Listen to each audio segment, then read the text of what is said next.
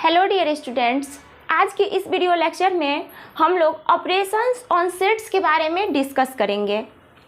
हम लोग जानते हैं कि किस तरीके से किन्हीं दो नंबर्स पे operation of multiplication, operation of addition, operation of division, operation of subtraction किया जाता है। तो एक न्यू नंबर्स को हम लोग प्राप्त करते थे, जैसे 8 + 4 = 12, 8 × 4 = 32। तो देख सकते हैं यहाँ पे कि कोई भी दो नंबर्स के ऊपर एडिशन का ऑपरेशन करने पे एक न्यू नंबर 12 मिला। 8 × 4 मल्टीप्लिकेशन का ऑपरेशन करने पे एक न्यू नंबर 32 मिला। ये हम लोग जानते हैं। अब इसी तरीके से सेट्स के ऊपर भी कुछ ऑपरेशंस किए जाते हैं और उस ऑपरेशंस को करने पे एक न्यू सेट प्राप्त होता है। और न्यू सेट्स प्राप्त करने के लिए जो ऑपरेशंस है उनके भी बहुत सारे प्रॉपर्टीज है, उसको हम लोग देखेंगे और उसे वेन डायग्राम से भी समझेंगे। तो सबसे पहला जो हमारा ऑपरेशंस है वो है, सबसे पहला ऑपरेशन है यूनियन का, union of sets. Union of sets, इसको हिंदी में समुच्चयों का सम्मिलन कहते हैं। तो कोई भी दो सेट्स का यूनियन कैसे करेंगे? पहले हम लोग दो सेट्स के यूनियन के बारे में पढ़ेंगे, उसके बाद उससे अधिक, दो से अधिक सेट्स के यूनियन के बारे में पढ़ेंगे। तो मान लीजिए कि आपके पास कोई दो सेट्स ए जिसके अंदर 2, 3 और 4 3 एलिमेंट हैं, कोई दूसरा सेट बी जिसके अंदर 4, 6 और 8 3 एलिमेंट है। ये दो अलग अलग सेट्स हैं।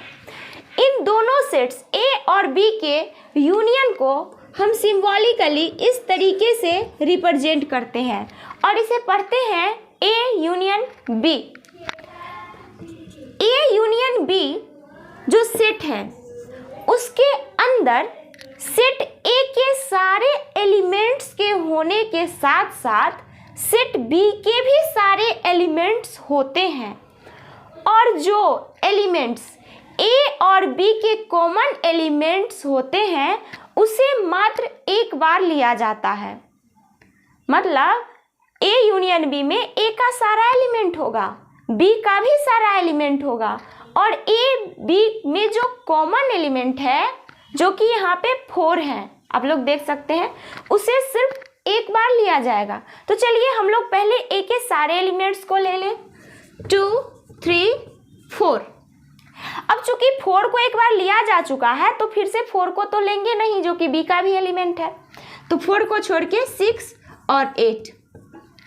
तो ये हुआ ए यूनियन बी जिसमें ए और बी के सारे एलिमेंट्स को लिया गया है। तो यहाँ पे आप लोग देख सकते हैं कि ए यूनियन बी में या तो ए के एलिमेंट्स हैं या बी के एलिमेंट्स हैं।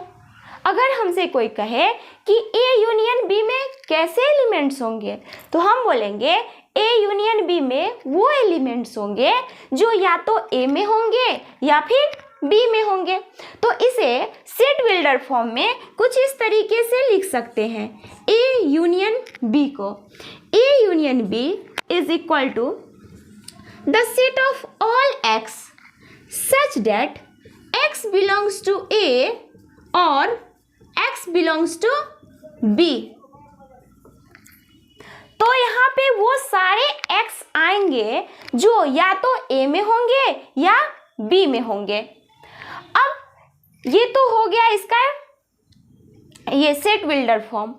अब इसे यूनियन ऑफ सेट्स को वेन डायग्राम के हेल्प से कैसे रिप्रेजेंट करेंगे? तो वेन डायग्राम में हम लोग जानते हैं कि यूनिवर्सल सेट को रेक्टेंगल के द्वारा और उसके सबसेट को क्लोज्ड कर्व जनरली सर्कल के द्वारा रिप्रेजेंट करते हैं। तो हम क्या करेंगे कि सेट ए और सेट बी को सर्कल के द्वारा रिप्रेजेंट करेंगे। देखिए पहले कुछ समझने की बात है। ये सेट ए है, मान लीजिए इसके अंदर 3 एलिमेंट कौन कौन से थे? 2, 3 और 4। इसे पॉइंट्स के द्वारा दिखा देते हैं, 2, 3 और 4। एक अनदर सेट जो बी है उसके अंदर भी 3 एलिमेंट है, 4, 6 और 8, 6, 8 और ये 4। आप लोग देख सकते हैं कि ये 4 सेट ए में भी है और बी में भी है, मतलब ए और बी का कॉमन एलिमेंट है। तो इस ग्राफ को जरा देखिएगा, चूंकि 4 दोनों का कॉमन एलिमेंट है तो इस दोनों जो सेट ए और बी का ये डायग्राम है उसे आपस में ओवरलैप करा देते हैं थोड़ा सा। कहाँ पे? जहाँ पे उसका ये वाला पॉइंट 4 कॉमन है। तो चलिए इसे थोड़ा इस तरीके से भी बना सकते हैं। ये सेट ए है और ये थोड़ा ओवरलैप किया हुआ सेट बी है। सेट ए के अंदर 3 एलिमेंट 2, 3 और ये 4 है और इसमें 6 और 8। तो आप लोग यहाँ पे देख सकते हैं कि सेट ए जो एक सर्कल को रिप्रेजेंट कर रहा है, इसके अंदर 3 एलिमेंट 2, 4 और 3 है और सेट बी के अंदर भी 3 एलिमेंट 4, 6 और 8 है जो ये सर्कल दिखा रहा है। और दोनों का जो कॉमन पॉइंट है वो दोनों के बीच में दिया हुआ है, जो ओवरलैप रीजन है। जो रीजन ओवरलैप है वहाँ पे इस दोनों सेट का कॉमन एलिमेंट है। ओके, तो अब इसे वेन डायग्राम के हेल्प से देखिए कैसे करेंगे। इस तरीके से रेक्टेंगल बना लेंगे जो कि यूनिवर्सल सेट यू को रिप्रेजेंट करता है। अब जो सेट ए और बी है उसे इस रेक्टेंगल के अंदर रिप्रेजेंट करेंगे। तो ये सेट ए है और ये सेट बी है, ए बी और 4 चूंकि दोनों का कॉमन एलिमेंट है तो दोनों के ओवरलैप वाले रीजन पे होगा।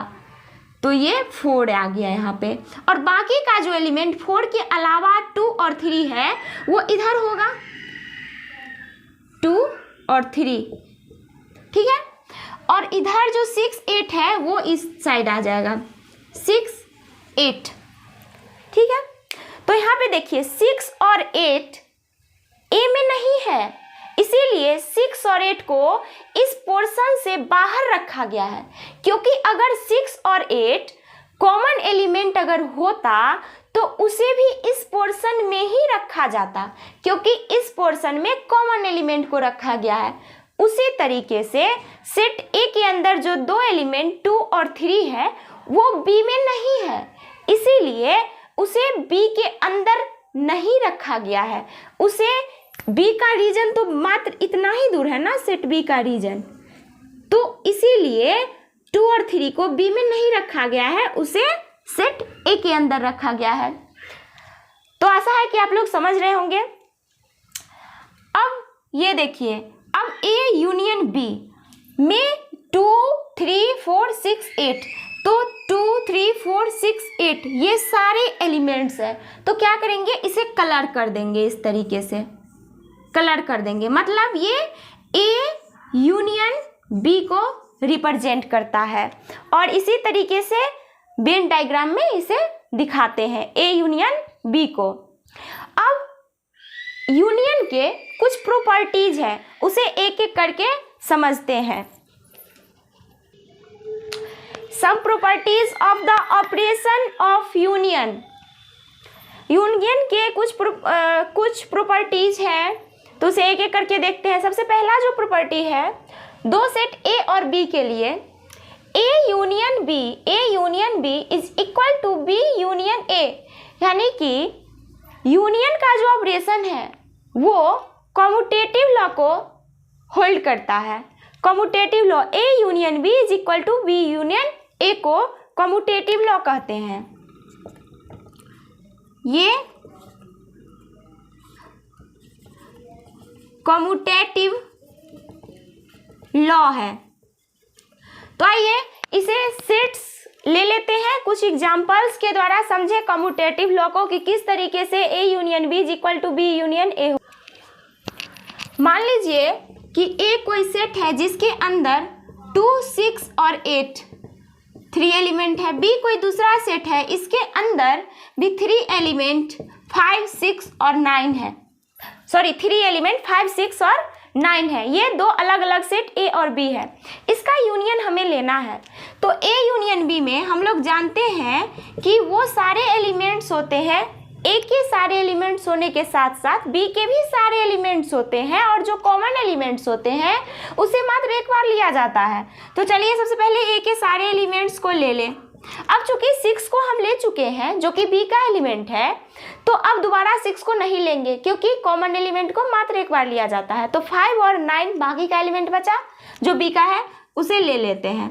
तो देखिए ए यूनियन बी में 2, 6, 8, 5 और 9 ये एलिमेंट्स आए।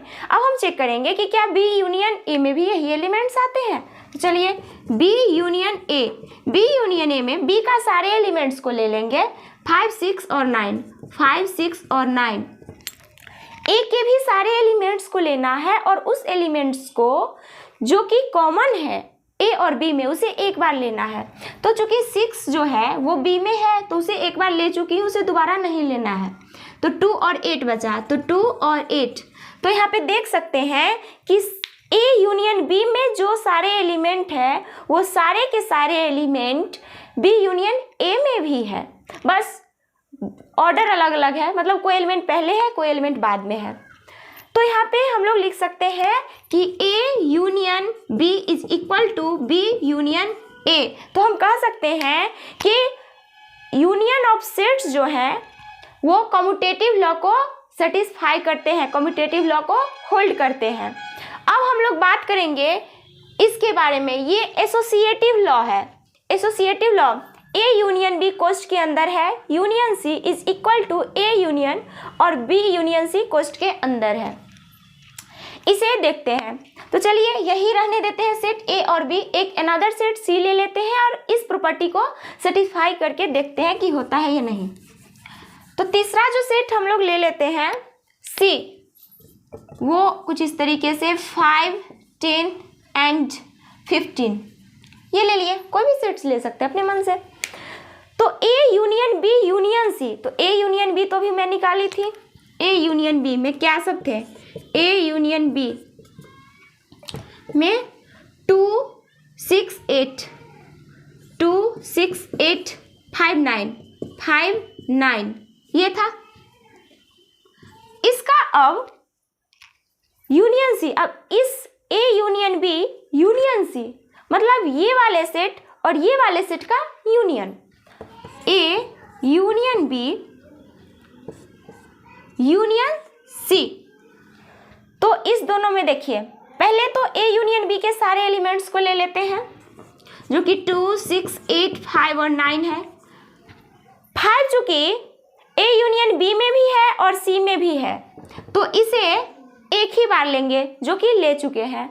बाकी का जो एलिमेंट है 10 और 15 उसे ले लेते हैं। तो देखिए ए यूनियन बी कोष्ट बंद यूनियन सी में ये सारे एलिमेंट्स आए। अब हम लोग चेक करेंगे कि क्या ए यूनियन कोष्ट बंद बी यूनियन सी में भी वही सारे एलिमेंट्स होंगे क्या। तो चलिए सबसे पहले बी यूनियन सी निकालें और फिर उसका यूनियन ए के साथ। इस बात का ध्यान रखना है कि जो कोष्ट के अंदर है यूनियन वाले उसका यूनियन निकालना है, उसके साथ फिर ए का निकालना है। और इसमें भी आप लोग देखिए कि कैसे मैं पहले ए यूनियन बी जो कोष्ट अंदर था वो निकाली हूँ और फिर उसका यूनियन सी के साथ करूँ।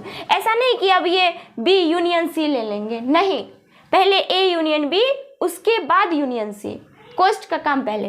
तो कोष्ट के अंदर जो है बी यूनियन सी वो निकालते हैं। बी यूनियन सी, बी और सी का यूनियन, तो दोनों का कॉमन एलिमेंट 5 है, ओके, जिसे एक बार लेना है। तो चलिए 5 को ले लिए। बाकी का एलिमेंट 6, 9, 10 और 15, 6, 9, 10 और 15। अब इसका यूनियन करना है किसके साथ, ए के साथ, जो सेट यहाँ पे देख रहे हैं 2, 6 और 8। तो चलिए लिखते हैं A union B union C is equal to, पहले तो आप ए के सारे एलिमेंट्स को ले लीजिए 2, 6 और 8, 2, 6 और 8। उसके बाद देखिए कि क्या कोई एलिमेंट कॉमन है क्या इस दोनों में, तो नहीं, 2, 6 और 8, हाँ 6 है ना, एक 6 है कॉमन दोनों में, तो इसे छोड़ देना है, बाकी के सारे एलिमेंट्स को ले लेना है 5, 9, 10, 15। तो आप लोग देख सकते हैं कि इसके अंदर कितने एलिमेंट है, A union B union C में 1 2 3 4 5 6 7, इसके अंदर 1 2 3 4 5 6 7 और दोनों में 7 एलिमेंट्स हैं और दोनों के जो एलिमेंट्स हैं वो इक्वल है इसके और इसके भी, इसीलिए ए यूनियन कोष्ट के अंदर B union C is equal to A union B कोष्ट के अंदर सी, इसके और ये दोनों आपस में इक्वल हुए।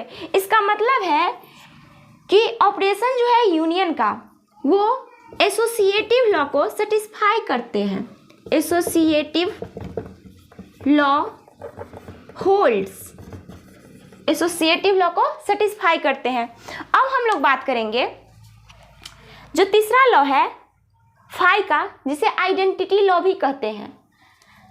इसे जरा देखते हैं कि कैसे।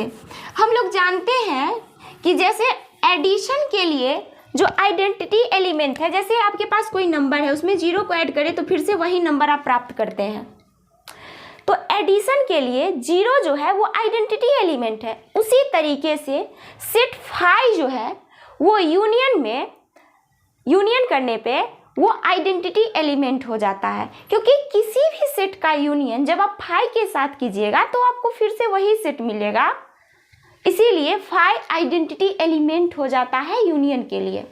तो चलिए करिए जरा, A union phi is equal to A होता है क्या? चलिए इसे देखें। मान लीजिए कि सेट ए के अंदर कोई एलिमेंट ए, ई और ओ है। अब सेट बी नहीं लेना है, फाई जिसके अंदर कोई भी एलिमेंट्स नहीं है, खाली है, इसका यूनियन करना है। A union phi is equal to, A के सारे एलिमेंट्स को ले लीजिए, ए, ई और ओ, बी के भी मतलब फाई के भी सारे एलिमेंट्स को। तो जब कोई एलिमेंट्स ही नहीं है तो क्या लेंगे? कुछ नहीं। चलिए बंद कर देते हैं ब्रैकेट को। तो क्या आया? ए, ई और ओ ही आया, जो कि ए का भी एलिमेंट है, तो इसे लिख सकते हैं इज इक्वल टू ए। तो आप लोग देखिए कि किस तरीके से A union phi is equal to A आया, इसीलिए फाई यूनियन के लिए आइडेंटिटी एलिमेंट होता है और इसे कहते हैं लॉ ऑफ आइडेंटिटी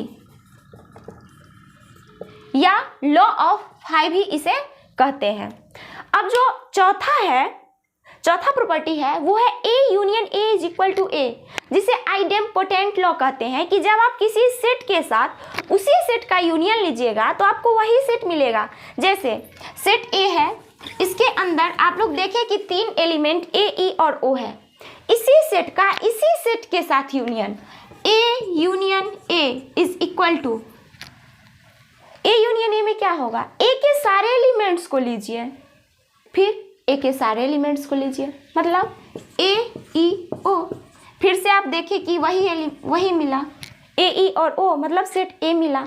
तो इसे कहते हैं आइडेम्पोटेंट लॉ, पोटेंट लॉ।